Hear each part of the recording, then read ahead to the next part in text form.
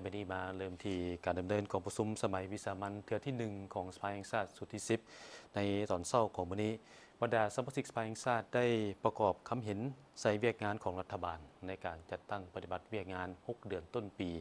ซึ่งเห็นว่าการปฏิบัติไปตามแผนการที่วางไว้และบางหน้าเวียกก็บรรลุแผนการที่วางไว้แต่ก็ยังมีสมาชิกสภาแห่งชาติบางท่านก็ได้มีการเสนอความคิดเห็นให้รัฐบาลเอาใจใส่บางด้านเช่นว่าการคุ้มครองผลิตภัณฑ์ด้านแร่ธาตุการนำใช้เทคโนโลยีที่ทันสมัยเข้าในการจัดเก็บรายรับงบประมาณ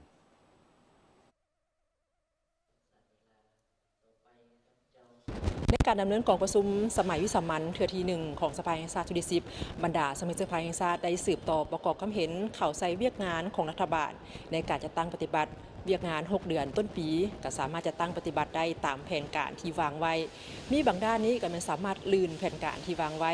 ย้อนว่าทุกแขนงการแต่ศูนย์กลางจุดท้องถิ่นนี้ได้มีการประสานสมทบกันอย่างละเอียดมีการแบ่งขันคุ้มครองจึงเฮ็ดให้เวียกงานนี้สามารถบรรลุผลสำเร็จแต่ก็มีสมาชิกสภาแห่งชาติบางท่านก็ได้มีการเสนอให้รัฐบาลเอาใจใส่ในเวียกงานเช่นว่าการคุ้มครองผลิตภัณฑ์ด้านแร่ธาตุการนำใช้เครื่องมือที่ทันสมัยเข้าในการจัดเก็บเข้างบประมาณในวันที่7 กรกฎาคม 2026เป็นมื้อที่2ของการดำเนินกองประชุมสมัยวิสามัญเทือที่1ของสภาแห่งชาติสุดที่10ภายใต้การเป็นประธานของท่านนางสุนทรสัญญจักรรองประธานสภาแห่งชาติโดยมีบรรดาสมาชิกสภาแห่งชาติได้สืบต่อประกอบคำเห็นเข้าใส่เวียกงานของรัฐบาลการประกอบคำคิดคำเห็นส่วนหลายแม่นสมเสยต่อรัฐบาลในการจัดตั้งปฏิบัติเวียกงาน6เดือนต้นปีที่รัฐบาลสามารถจัดตั้งปฏิบัติได้ตามแผนการที่วางไว้มีบางด้านสามารถลื่นแผนการย้อนทุกแขนงการแต่ส่วนกลางจุดท้องถิ่นได้มีการประสานงานกันสมทบอย่างละเอียดในการแบ่งขันคุ้มครองคักแน่จึงเฮ็ดให้เวียกงานบรรลุผลสำเร็จแต่ก็ได้เสนอให้รัฐบาลเอาใจใส่เวียกงานบางด้านเป็นต้นการคุ้มครองผลิตภัณฑ์ด้านแร่ธาตุการนำใช้เครื่องมือที่ทันสมัยเข้าในการจัดเก็บรายรับเข้างบประมาณเพื่ออัดส่องวางการเก็บรายรับหัวไหลและด้านอื่นๆอีกทั้งหมดนั้นก็เพื่อเฮ็ดให้การจัดตั้งปฏิบัติเวียกงาน6เดือนท้ายปีสามารถบรรลุผลสำเร็จที่วางไว้เป็นต่อกับการสร้างความเข้มแข็งให้แก่การผลิตและผลิตภัณฑ์ภายในทางด้านปริมาณคุณภาพและความสามารถในการแข่งขันทางด้านราคาเพื่อในใส่ทดแทนการนำเข้าและเป็นสินค้าส่งออกซึ่งมาหลายๆท่านก็ได้มีทัศนะผ่านไปในหลายแง่มุมและในการแก้ไขก็มีหลายกลไกและหลายวิธีการแต่ในนี้ข้าพเจ้าขออนุญาตลงลึกในด้านการส่งเสริมการสวมใส่ผลิตภัณฑ์ภายในภายใต้คำขวัญลาวผลิตลาวใส่ลาวได้ลาวเจริญซึ่งได้ยกระดับขึ้นมาจากคำว่าลาวเห็ดลาวไส้ลาวได้ลาวเจริญเพราะว่าคำว่าผลิตมันจะมีความหมายที่กว้างขวางแล้วก็มีลักษณะเศรษฐกิจหลายกว่าอิงใส่จุดพิเศษตัวจริงของประเทศเฮาบรรดาหัวหน่วยธุรกิจส่วนใหญ่ MSME กว่าถึง 99% คันสั้นแสดงให้เห็นว่าความสามารถในการแข่งขันด้านปริมาณคุณภาพและก็ทางด้านราคาก็ยังตามอยู่เมื่อเทียบกับวิสาหกิจขนาดใหญ่หรือว่าของสินค้าต่างประเทศที่ว่าเป็นค่านิยมของคนลาวมาแต่โดนนานต่อกับปัญหานี้ผ่านมาวาระแห่งชาติก็ได้กำหนดชัดเจนว่าจะยุ่งแห้งขบวนการหันสังคมการบริโภคไปสู่สังคมการผลิตคือแนวใดและใจกลางสำคัญก็แมนหันค่านิยมสมใช้สินค้าภายนอกมาสมใช้สินค้าภายในมีความเป็นเอกภาพต่อกับบทตีราคาการจัดตั้งปฏิบัติแผนพัฒนาเศรษฐกิจสังคม6เดือนและกับแผนการจัดตั้งปฏิบัติ6เดือนท้ายปีซึ่งเห็นว่าระยะผ่านมาอันนี้เนาะการจัดตั้งปฏิบัติแผนของบรรดาจุดซุ้มของรัฐบาลก็คือแขนงการรวมไปทั้งบรรดาแขวงก็เห็นว่าบรรลุตามแผนและก็เกินแผนที่มติสภารับห้องพร้อมเดียวกันนั้นก็เห็นในว่าการพัฒนาการเข้าร่วมของประชาชนอยู่กับท้องถิ่นนั้นเห็นว่า